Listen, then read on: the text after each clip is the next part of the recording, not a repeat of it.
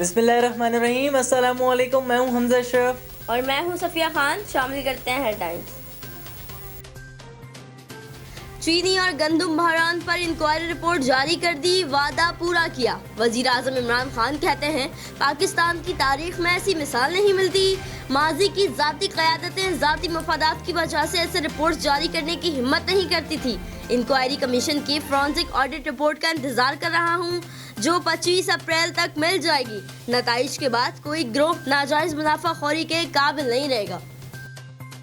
FIA report Imran Khan और उस्मान बुज़दार के खिलाफ फर्द जुर्म है। ओपोजिशन लीडर शहबाज शरीफ का रद्द अमल, कहा देखना है अब वजीर आजम करप्शन और अकरबा परबरी पर क्या सजा मुकर्रर करते हैं। मरियम औरंगजेब का कहना था जिन ATM से इमरान खान का किचन और पार्टी की फंडिंग होती थी उन्हीं को फायदा पहुंचाया गया। हुकूमती तर्जुमान बताएं वजीर आजम और वजीर आला पंजाब को कब हथकड़ी लगेगी।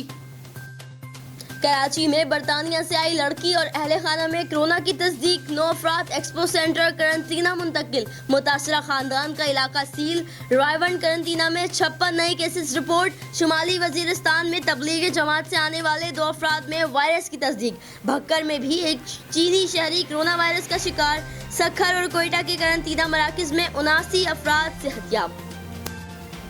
फिरदौस आशिक अवान का अपोजिशन को करारा जवाब, कहा नून लीग बगले ना बजाए। क्या शहबाज शरीफ बेटे को पाकिस्तान बुलाकर कानून के हवाले करेंगे।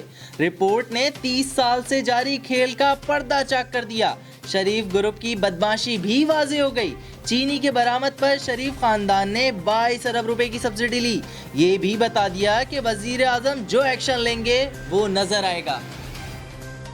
पाकिस्तान में कोरोना वायरस तेजी से फैलने लगा। 40 रोज के दौरान आज सबसे ज्यादा 314 केसेस रिपोर्ट।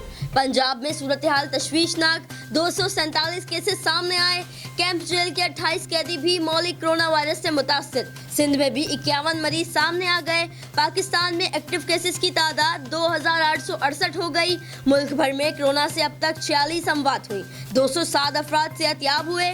वजीर आला सिंध ने बड़े खतरे की निशानदही करा दी। कहा वायरस कच्ची आबादियों में फैल गया तो सिस्टम जवाब दे जाएगा। सिंध हुकूमत का बरामदी सनत खोलने पर गौर। वजीर आला सिंध मुराद अली शाह ने माहिरीन को तरीक़ेकार तय करने की हिदायत कर दी। वजीर आला सिंध की ज़ेर सदारत इजलास में अहम फैसला।